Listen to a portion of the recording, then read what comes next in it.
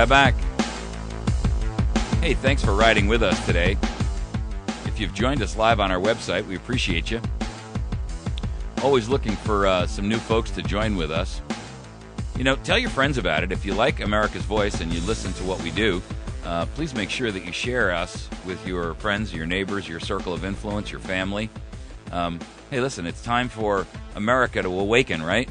Take action, become active and participatory in the role of watchdogs of our government. We're losing our nation, folks, and we're losing it rapidly. If we do not get a hold of this thing and quickly, we're going to find ourselves so far on the outside looking in, we're not going to be able to maintain control of this government. In fact, I think we've already lost it. The issue here is that, you know, we're seeing so many different aspects of everything that we know and believe in our nation to be under attack. Please visit our site at americasvoicenow.org, facebook.com/americasvoicenow, youtube.com/americasvoicenow, and you can find all kinds of information that we post up there, including the stories that we talk about every day. You'll find links and articles on there. If you're watching this on YouTube, we put them in the subject area or the description area beneath the link in our YouTube channel. So the goal here of what's going on is to find out why our military is being purged. I mean, guys, we have got a massive purge going on in our military across the board, and nobody is denying it. I mean, we're looking here at so many different representatives in the military who have been terminated at this point that we don't really even have an actual count, because we're only aware of those that are high enough ranking that they're really obvious. You know, I mean, the rest of the military, we don't even know who has, you know, been, what do you want to call it, resigned or terminated or removed or whatever. What we do know is that we got a problem, and we better get a hold of it and figure out what the issue is. Now, Alan West, who's, of course, got a significant military background, and there's some things I agree with Alan West on and some things I don't. You know, I've seen Alan West, you know, he talks a good talk, but I've seen him vote sometimes in ways that I completely disagree with. You know, I don't know the man personally. I've never actually spoken to him. I can't say, you know, on a personal level what I believe is his take on things, but, you know, I distrust everyone in government. You can call that overtly cynical. But the truth of the matter is, you know, we've got a really major problem in our country, and I don't expect Congress to be doing the right things to fix it. But he is calling, now he's a former congressman. Remember, Alan West was defeated and moved out of Congress in the last election. And he's calling for congressional oversight hearings into this, what he calls a, quote, alarming trend. You know, I got to tell you, whenever I hear Congress talking, it really bothers me that they use phrases like it's an alarming trend. I'm deeply concerned. Why don't we just start using politically incorrect language to discuss what's going on and saying this is an outrage and we need answers now? Stop pussyfooting around the issues and being so milquetoast and gentlemanly or gentlewomanly about it. You know, if you look at the history of what our founders dealt with when they were in Congress, I mean, you know, they were far more raucous and far more outspoken and far more or far less genteel than these people in Congress today. And, you know, we keep hearing over and over and over again, well, you know, we've got to have this nice and wonderful demeanor between Congress people so that there's, you know, everyone's got respect for each other and all that hoopla. Let me tell you something. I've about had enough of that nonsense. I want Congress. I want Congress people who are. I want somebody who wants to pick a fight. That's what I want my congressman to do. I want him to go in there and pick a fight. And I don't care whether he's a senator or a congressperson. I want him to go in there and pick a fight. Ted Cruz went in and picked a fight. Rand Paul, he's walking in and picking fights. Mike Lee, Utah, he's going in and he's picking fights. Now look, you know, you may not win every fight, But if your cause is righteous, if your purpose is justice, it's okay to do that. Stop believing this drummed-in mentality that you've been given all of your life. We never settle things with violence. We always resolve things by talking it out, and we let our emotions rule. Hogwash. Sometimes you just got to walk in there and lay one on his jaw. You don't sit there and try to negotiate with a terrorist, and you don't negotiate with a bully. Well, can I give you half my lunch money today? Come on, America. What's the matter with you? Why don't you get off that doggone antidepressant crap you're taking? Really, what is making America so emasculated? Where are all the men? Where are all the men in our military who are willing to stand up and say, yep, I got purged, and I don't care what it takes, I'm going to get the word out? If there's actually 200 of you, 199 of you ought to be standing up and saying, you know what? I'm going to spill the beans. I'm going to honor my oath. Who's behind all of this? Well, there's an article out on WorldNet Daily that one of the likely candidates is Valerie Jarrett. Now, if you don't know who Valerie Jarrett is, I strongly encourage you to go in and type her name into a browser, gather a lot of information on her, both pro and con. You'll see both sides of the coin. I want you to do your own homework and your own due diligence and your own study, and then you can make a decision and a determination. I'm not even going to tell you how to think of her. She's very questionable. She's a shadowy figure that runs a lot of what goes on in the White House. She is considered a tyrant by the people in the White House, if you read any of the reports. And everybody runs from this woman like she's the Dragon Queen. 9 generals and untold numbers of flag officers are being relieved. And if she is, in fact, behind it, by the way, she has no military experience. She grew up in Iran. Her father was an ambassador, I believe, over there, a businessman. I've forgotten which now. I've done a whole bunch of research on her. But, guys, I got so many facts in my head, I can't keep them all straight. And I can't remember every little factoid. So do your own homework. Don't take my word for it. Remember that part of your critical thinking exercise, I'm drinking coffee. Part of your critical thinking exercises is to only use what you hear from me or anybody else, and I mean everybody else, as just a motivating fodder, if you will, right? We're not supposed to be the meal.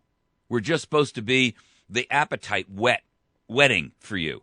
You're supposed to sit here and do your own research to form your own opinion. I don't want you to parrot mine, and I sure as heck don't want you to parrot anything you hear on Fox News or Communist News Network or MSLSD or ABC, NBC, CBS. I don't want you to parrot what you hear and read about in the Wall Street Journal or the New York Times or any other paper, conservative or liberal. In fact, the truth of the matter is, true critical thinkers will dismiss all of that garbage about whether I'm on this side or that side of the ideological fence, and you'll make a determination that's unique, fair, and is balanced. And I don't mean to steal a Fox News slogan. The truth of the matter is, Fox News is not fair and balanced any more than MSNBC is fair and balanced. Why? How do I know that? Well, let me ask you this. If Fox News is so balanced, where are they on the issue of Common Core, which I did a whole story on yesterday, and I'm going to do more this month? Why do they not talk about Common Core? I mean, you catch an occasional little story coming out. But I tell you right now, if you knew the tragic extent of how far Common Core has gone towards completely, quote, transforming the American education system, you will be, by the time I finish with my series on Common Core this month, you will be not only outraged, you're going to be ready to go in and start lynching your local school boards for participating and your state governors. 46 states out of 50 have agreed to do this. No one knows how much it's going to cost. No one knows what the outcome is going to look like, and they are already. I mean, we don't even know what Common Core is the curriculum looks like, because it's going to be designed after they determine what the tests are.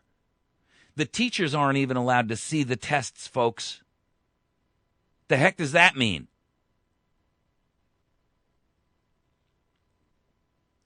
The problem is that, America is sitting around in its little unicorn fantasy, not taking any responsibility for your own self-sufficiency and your own self-survival.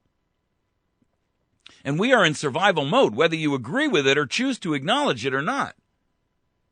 I mean, if you're sitting there and you're in the barracks and your fort or your military outpost is under attack, do you sit there and have another cigarette, or do you get out of bed and grab a rifle and run? I mean, for crimini's sake. The call is out. They're through the wire. The barbarians aren't just at the gate. They're through the gate, and they're eating our children. What are you waiting for, America? And our top commanders are being purged by the likes of Valerie Jarrett and Barack Insane Hussein Obama. You got to be flipping kidding me. Is this the fundamental transformation you thought was coming? No. You heard the words right out of his mouth, and you didn't take that information to heart. You refused to listen and critically think through what he meant. You didn't read between the lines. This is not a condemnation of an individual listener. This is a condemnation of America as a whole. We have abandoned our responsibility and our duty to keep the torch of liberty alive and hand it off to our progeny. And we're the first generation, for crimini's sake, in all of known history to do that, or all known U.S. history. I mean, our parents are remembered as the greatest generation because they fought in World War I and World War II and Korea. We're going down in history as the world's stupidest generation because we're allowing our entire liberty and our freedom and our republic, our guaranteed Republican form of government, has nothing to do with the party, our Republican form of government, to slide through our hands like water or sand. It's insane. Where is the American outrage? I posted something up on Facebook today, and I'm going to read it to you because it's a Founding Father statement. I like to interject these when they're appropriate. But this one is particularly relevant to today's discussion because it's so accurate about where we sit. This is from a guy by the name of Edward Rutledge. And you can find this by going to our Facebook page. Even if you're not a Facebook member, you can still get onto the page and you can see all the stuff up there. It's facebook.com/America's Voice Now. Here's what it says. I always considered an idle life as a real evil, but a life of such hurry, such constant hurry, leaves us scarcely a moment for reflection or for the discharge of any other than the most immediate and pressing concerns. So let's evaluate that statement for a moment in light of where we stand as a nation. I'm assuming we're all relatively close in age. I mean, I'm sure there's no 10-year-old sitting here watching, and I'm sure that there's no 100-year-old sitting here watching. We're all from the same generation.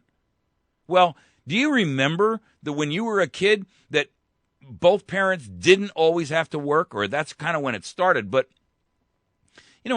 prior to World War II, excuse me, and I'm not degrading women when I say this, but most women didn't work in the workplace. And most families weren't under such constant financial pressure as they are now. They worked at home. I'm not taking anything away from a woman who works at home. But the simple truth is this. We don't have an idle life, and the reason we don't is because we are in this constant state of hurry. We are in this constant state of stimulation. We are stimulated constantly to do this, do that, hurry up, I'll go over here, take the kids over there, run over here. And at the end of the day, we're just physically, mentally, emotionally exhausted. We don't have the time to sit down and write a letter to our congressman. Or we commit to do so, and then all hell breaks loose during the course of the day, and you can't get to it. And then the next thing you know, you hear on the news the vote was cast and your idea was defeated. You know why? Because our society and our government wants you in a state of constant chaos. That is the truth. Think about it. They want our military in a state of constant chaos. Why purge all these generals? Because they won't stand up and toe the line that they're told they're told that they have to toe in order to retain their position in their careers. And those who are willing to sacrifice their nation for their career are literally in a state of betrayal. I'm going to read it to you again. His name is Edward Rutledge.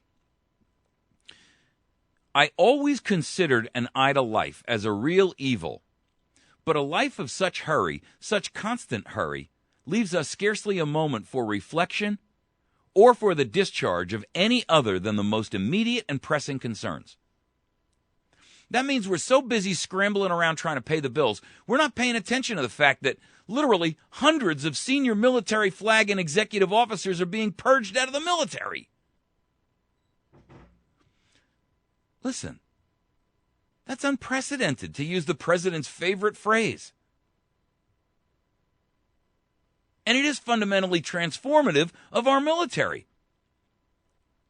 Something is going on there. And look, I'm a flea on the elephant's butt.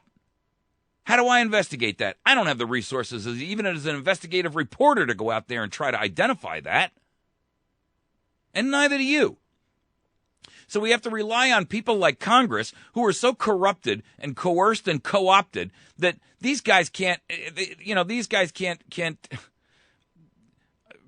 identify and prove that, Eric Holder was destructive of his own responsibilities towards Fast and Furious. I mean, guys, come on. Our prosecutions in this country, the old phrase, you can indict a ham sandwich? We can't get Congress to indict Lois Lerner, for crying out loud, who got caught illegally with people's personal tax information on her personal email account, which is already illegal. Not the fact that she's got personal tax information, that's illegal. The fact that she's got a personal email account is illegal too. And Congress is sitting there saying, well, we'll get to it. Where's the media? The other source of watchdog. Our Congress has betrayed us. They're incapable and impotent. They're castrated, chemically or otherwise. They are useless because they owe too much allegiance to people, organizations, and groups who hold dirt on them. What do you think the NSA thing is really all about, folks? And if you don't think for a minute that that's one of the key factors in getting these people to resign, you're wrong. You're ignoring the truth and the reality that ought to be screaming, claxons ringing in your head.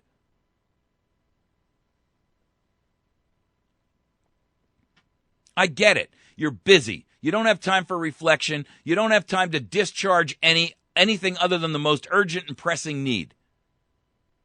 But you know what? You better make time. And I'm going to tell you why. We're about to lose this nation.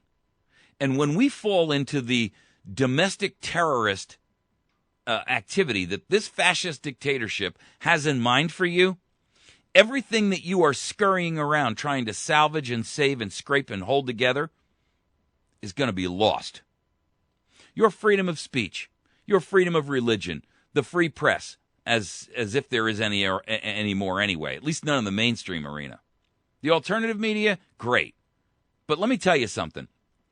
When free speech is clamped down upon, you'll never even know they're disappearing in the flock. What we are seeing is incredible abuse. A long train of abuses and usurpations. And everybody's standing around saying, when is somebody going to do something about it? Well, with all due respect, I would encourage you, I would ask you politely and then demand, if you refuse to listen, that you go to americasvoicenow.org and you read the story that's right at the top of the page. I've published it. It's literally had, 100,000 people or something have seen it and read it. But I'm encouraging you to go look at it. It's entitled "The Plan to Take Back America: Place All State and Federal Capitals Under Civil Disobedience Siege." Peaceful, massive civil disobedience. And I'm talking about on a national scale, and I'm not talking about a couple of 100,000 people to go march on Washington. I'm talking about 20 million. Stop worrying about, oh my goodness, I would lose my job and then I would lose my Lexus. I'd have to turn in my Prius. I couldn't pay for it. Let me tell you something. When this thing comes down, you're going to lose that Prius and the job that you so blindly follow. You're going to lose your right to free speech, your right to worship the way you choose. You're going to lose your right to a free press. You're going to lose your Second Amendment. You're going to lose, you've already lost your Fourth Amendment. The vestiges of what's left are going to immediately evaporate. Your Fifth Amendment right is already gone. Did you know that the Supreme Court has said in a ruling that unless you state, I am exercising my Fifth Amendment right even at a local pullover, that your silence is your guilt? Go look it up. I dare you. I triple dog dare you. America, what are you waiting for? I mean, the Eighth Amendment has been so violated at this point. It's like that guy out of that story I posted up on our sites the other day from New Mexico. Guy got pulled over and the cop said he looked like he was clenching his buttocks. So they took him to the hospital and they wanted to do an anal probe to identify whether he had drugs. The first doctor said, that's unethical. I'm not doing it. So they took him to another emergency room and 8, ladies and gentlemen, count it, 8 times they probed this guy in his rectum. Twice with fingers, twice with enemas, once with a colonoscopy, and 2 others with X-rays. Are you telling me that the Eighth Amendment, restriction and prohibition against cruel and unusual punishment for prisoners is not eviscerated? This guy wasn't even convicted of anything, and guess what they found? Nada, squat, nothing. And you know what the cop's defense was? We follow our procedures. Wow. That's a procedure? Oh, I get it. It's a procedure. But I mean, that's lawful police procedure? To violate a guy 8 times? I mean, at what point do you say, maybe after the first or second probe, hey, I guess he doesn't have anything? Or maybe there was something a little bit more sadistic and willful about it. America, aren't you aware of what's going on? The purge surge, as we call it, is indicative of just another example of tyranny being heaped upon you. I mean, how many top generals are we going to get? Listen, I hope these guys are oath keepers who are getting kicked out, at least. Maybe they'll have the courage and the fortitude at that point to stand up and say, you know, when this whole thing comes down, I'm gonna take a leadership role. I'm praying they do. All right, we're gonna take a break. It's almost so depressing, guys. I get it, but you know, the goal of this is not to get you depressed. The goal of this is to awaken you and make you aware of what's going on around us, so that somebody can take active action. You got to do so in a grassroots effort. So I'm pleading with you. Go to our website and go find that story, The Plan to Take Back America. Place all state and federal capitals under civil disobedience siege. And let's walk like Egyptians, for crimini's sake, and 20 million of us go march on Washington in a true concerted effort with absolute guaranteed commitments. None of this I'll show on Facebook. And then when it comes to the day that everybody's supposed to appear there, everybody's suddenly got to go to they've got to go to the toenail clipper doctor. Please. Well, I don't want to be on video because they're using that new facial recognition system. Well, isn't that proof enough that you ought to be worried? The same things you fear ought to be the same things that you're listening to as the klaxons ringing in your head. The fact that you fear it is the reason why you should be stopping it. All right, we're going to take a break. You're listening to America's Voice Now. Please find us on the web by going to americasvoicenow.org. You can find us, we post all kinds of stuff up there. By the way, we've got a brand new app up there where you can listen to our podcast on audio. So if you want to jump on there, and I'm going to shortly have a download capability for you as well, so that if you want to download it onto a phone and listen to it at your leisure, as an example, you can do that. We've had a lot of requests for that, and I apologize, but I'm a one-man band. I can only do so much. Please find us on our Facebook page at facebook.com/America's Voice Now, and then our YouTube channel where you can see all the videos of everything that we do. And you can go there by going to youtube.com/America's Voice Now. We'll be back in just a moment, and when we come back, we're going to tackle Colorado's secession vote. It was successful. Where's the Ministry of Propaganda? Crickets.